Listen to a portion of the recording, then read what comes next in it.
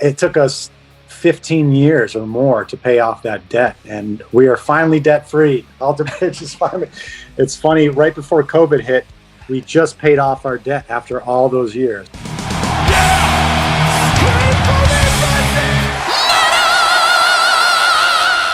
Hey everyone, welcome to the channel. My name is Belgian Jasper. If this is your first time in the channel, hit subscribe right now.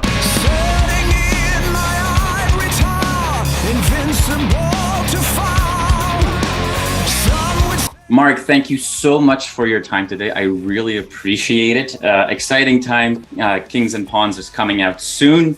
And pending on how we count, that's either the third or the fifth or the sixth release you're doing with Napalm Records. For you, after all those years and many different relationships with partners and labels, does it feel good to have a stable partner like that that's 100% on board? Yeah, you know, you get comfortable with the people around you, and want to make sure that everything goes right, because we put a lot of time and effort into these albums. We need to make sure that they're promoted correctly and they get out to everybody. Yeah. I know you've dealt with some, let's call it business frustrations throughout your career. Unfortunately, had your fair share of those. What has always stood out for me, and maybe that's the fanboy looking from the outside in, is that for you, there's an unquestionable line in the sand when it comes to integrity versus potential business gain. Looking back after all these years, is that for you the only way that you could be, satisfied? Or are there moments that you think like, you know what, if I had done this differently, or if I would have gone along, things would have turned out differently? Or are you like, you know what, I'm looking always full ahead? Yeah, no, we've made some very tough decisions along the way. With especially with Alter Bridge, we had to buy out of multiple record contracts, and it took us 15 years or more to pay off that debt, and we are finally debt free. Alter Bridge is finally. It's funny, right before COVID hit, we just paid off our debt after all those years. So it's it was one of those points where I personally had to ask myself, am I going to take everything I've earned in my life, or am I going to have my career? And I can't do anything without my career. It's my passion. So we gambled, rolled the dice, and here we are. So if I hadn't, I'd probably be an accountant somewhere instead of a musician. So I'm glad I made that choice. Good. I mean, almost like the same experience that the average university student in North America has. That's good to see.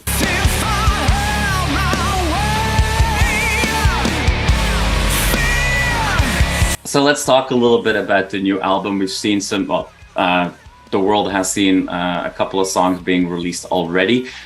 We've seen some statements almost, specifically with a song like Silver Tongue or Silver Tongues. It's a heavy song. A lot of people reacted very positive to that and want to see more like that.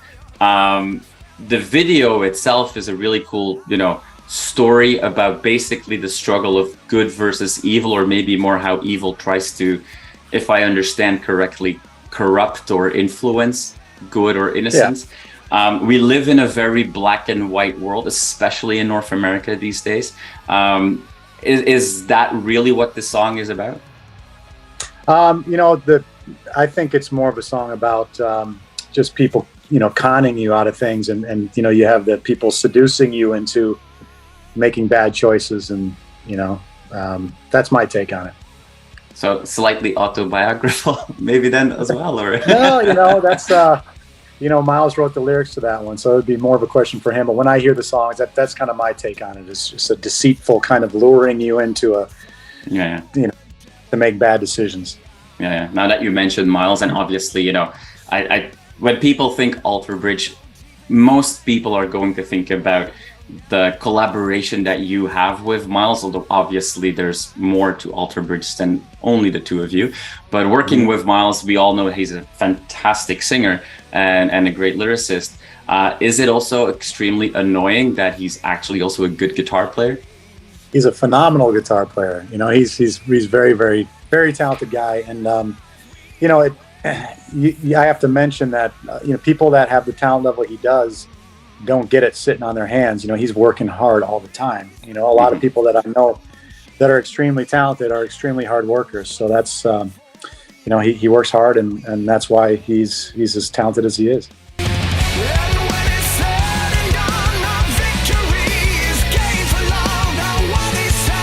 We kind of live in this society now where it's almost like expected that, well, the way to become an entertainer or be famous is to participate in some sort of talent show on TV, and then, after 2 or 3 weeks, you have to be, platinum star. That's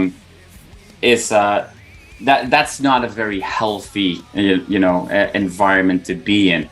At the same time, you see probably every time you play younger and younger people coming out to your shows.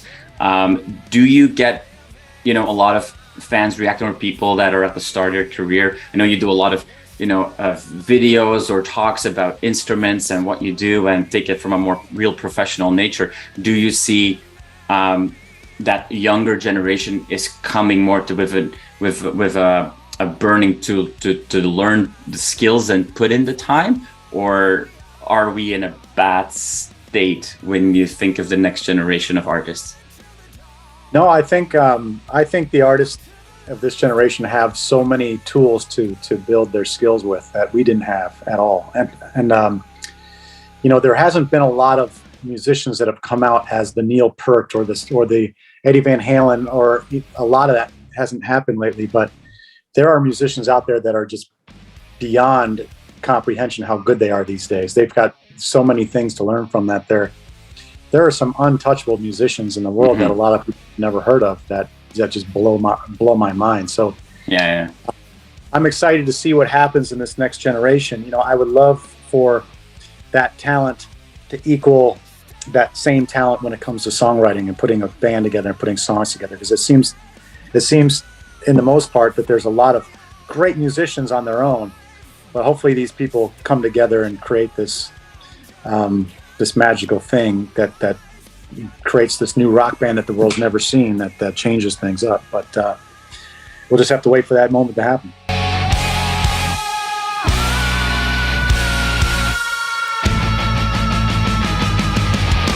You guys keep it quite fresh, I would say, is one of the first words that I note down when I was listening to the new album. There's a lot of variety in this album. Maybe a more adventurous album that we've seen from you guys before. Some twists and turns keep us on our toes. I think specifically also in the title track, which has become a pretty epic song that closes the album. How does that go for because I know that there's plenty of videos about either yourself or Myles kind of talking about coming up with this song or what have you, but when you're building an album, is there a thought process that goes into getting to such an adventurous album, or is that just it happened because that's the state you're in, or is there more of a planning going on with an act like Alter Bridge? I think songwriting gets harder and harder as you go with a band, because you can't just do what comes natural to you all the time. You have to push yourself and do different things to make you not sound repetitive, so yeah. I find myself a lot writing songs where I'm like, it should do this, but I've done that before. I want to do something different. So it's it gets harder every day, but it's still fun, still a great challenge. So it's that's probably why the records will get more and more adventurous, because it's you can't follow that same path you're on in the beginning. Yeah. Is it also just easier to allow yourself to be more adventurous today than when you were 20 years old or 30 years old? I think it would be easier just to sit back and say, hey, I'm going to write what I've always done. You can swear if you were about to say something there. Yeah. Just do the big 4-chord chorus that everybody can sing along to. It's hard to, it's I still like a nice, simple, straightforward song, but an album needs to have different flavors, different colors, and that nice, simple song needs to be one of those flavors or colors. It can't be an entire record full of progressive songs, and it can't be an entire record of easy songs. It needs to be somewhere a mixture. So, so it keeps us happy, and it keeps our fans happy to have that variety.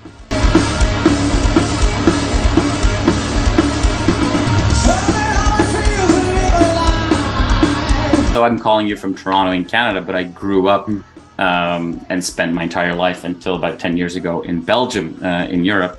And so I've seen you play many times, very recent, even at the Grass Pop Festival, which I think, is just one of the European festivals that has very much embraced yourself and your band. Playing in Europe with Alter Bridge now and these festivals and seeing that response, for me, when I grew up, I heard of Creed, but Creed was definitely never the name in Belgium that it was in North America. Do you ever look back and go like, why were we so big in the US with one band and a whole other world really started embracing us in this other part of my career? Is that weird for you to see the difference there? No, I know why it happened. I think I know why it happened. I think it's because when Creed was successful in the States, we had a few opportunities to come to Europe, and we canceled some shows, and we just didn't come over to Europe. So Europe is very much a place where you have to tour to get in the magazines. You have to tour to get on the radio. You have to tour to get people in front of you. It's not somewhere you can just put out a record and people are going to come to your shows. You have to put the time in. And when Creed broke up, it was hard for Alter Bridge to get a foothold in America because we were just the guys from Creed. Yeah. So people kept on wanting to point fingers at us being the guys from Creed, and we frankly got sick of it. So we spent more time over in Europe, building Europe. And it ended up being a godsend for us because we had a whole continent to start over on that nobody could talk about our past. We could be a brand new artist, and it worked out very well. So slowly but surely we worked our way back into the States, and we built a great following in the States as well. But we thank Europe for being really what saved this band. I think we'd be, like I said before, I'd be an accountant or whatever it would be if it weren't for especially cities like London. London, the UK, really got behind the band early on.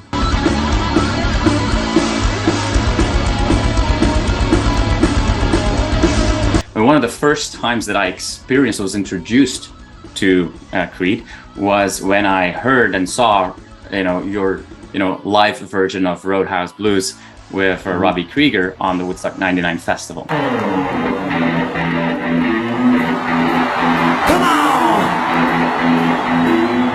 Is playing with somebody like that, is that up there, or your upcoming venture with the Sinatra clan, is that something that you're so much more proud of, or is it just writing a song like Cry of Achilles that everybody just seems to be in love with the moment they hear it? No, all the above, man. Robbie, I appreciate it so much for him to come out there and show his support of the band and play with us after, he's such a legend to get up there and play with us. It was actually, it wasn't nerve-wracking to have that. I think it was fun because I got to take the back seat and let him do the guitar soloing and do all that stuff and have him be the feature. So he kind of gave me a little bit of a break because when you're playing in front of that many people and you're the focus, it gets a little, you're a little uncomfortable at sometimes. So it was good for him to come and take the spotlight for a minute. And then the Sinatra thing could be my most proud thing I've ever done musically. Fly me to the moon, let me play among the stars. That to me is what I will show my grandkids first, probably. It's just that, playing Royal Albert Hall with Alter Bridge is up there, right there with it. It's and then you look at individual songs. I think Blackbird is our probably the best song that I've ever released with any band I've ever been in. But I'm happy. I'm happy we tackled all those things. Yeah, the best song you've released until October 14, right? There you go.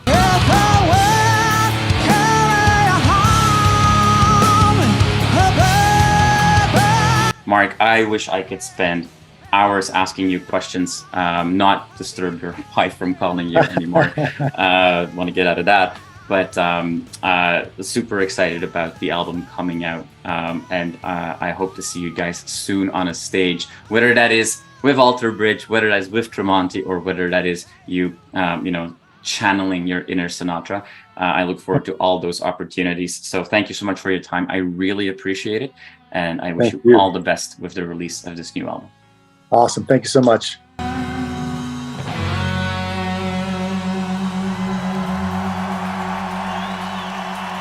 You are awesome for watching this video. Click right here to see more content like it and subscribe to the channel.